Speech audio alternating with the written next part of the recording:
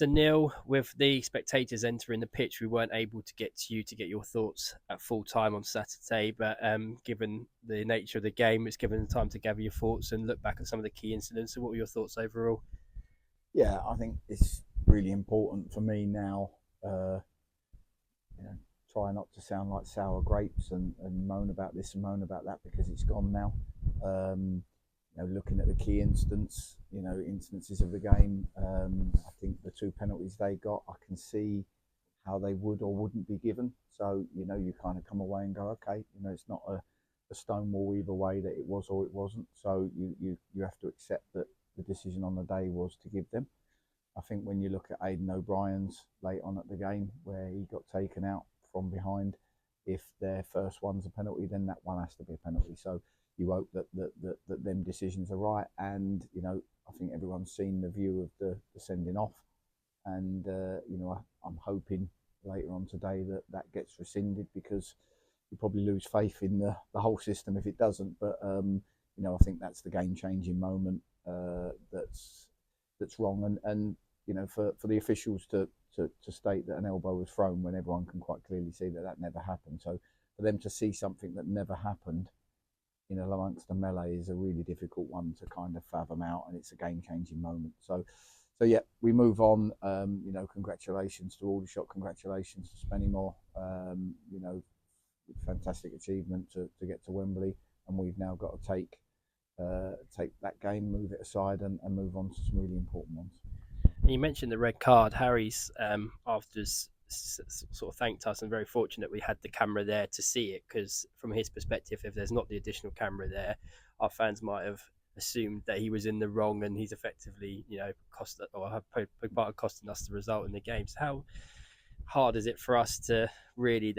We're unfortunate we are the camera that we can actually now try and get this rescinded. Yeah, I mean, you hope nowadays, not just sure camera footage was excellent, but you hope nowadays with fans and with phones that it somehow gets out there. So, look, at the end of the day, there was two people who have got that one wrong. One player has in many ways sort of conned the ref, and then the ref and all the officials have fallen for it in a big game at a key moment.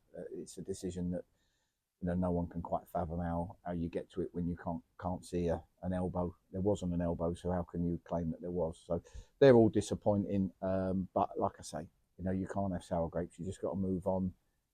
It's cost us. We've lost the game. Congratulations to the winners. And thankfully, so I say thankfully, hopefully, the people see sense, and H gets justice and is able to continue playing.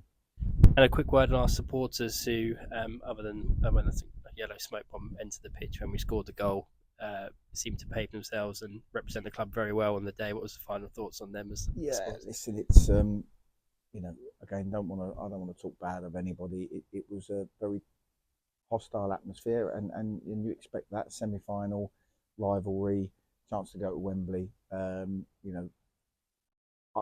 I'm gutted for the fans, not only because you've lost a game to a rival, you've lost an opportunity to go to Wembley, the way it all happened, the way it all unfolded. Some things are out of your control. I thought the performance of my team on the day was very good. But two penalties and a sending off is very difficult to overcome away from home. So we the fans have probably been emotional over the weekend, but the way they behaved on the day, was exemplary. Like you say, bar the smoke, it was exemplary. And like you say, just move on and get behind us, and we'll all carry on with the effort and intensity that we've worked with over the last few weeks. There's still a lot of open wounds, but how important is it now, not just the players, but the whole club and the supporters yourself, to move on with such big games coming up, starting with tomorrow night? Yeah, well, as a manager, I have to do that. I've got absolutely no choice. When we walk in this morning, the first person who's got to set the tempo of going forward is me. That's what the leader does.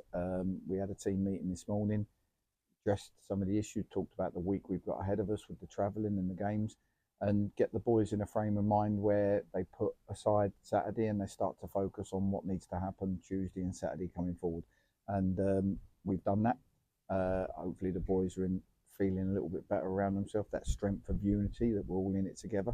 and we can continue that through to the owners who have sent messages to me, and people on the board level, just saying keep going, we're right behind you, which is great, all the way through to the fans, and like you say, we've got 6 cup finals now, and we'll give it our best in every one of them. Thank you, Neil. We'll see you at Oldham tomorrow night. Thank you.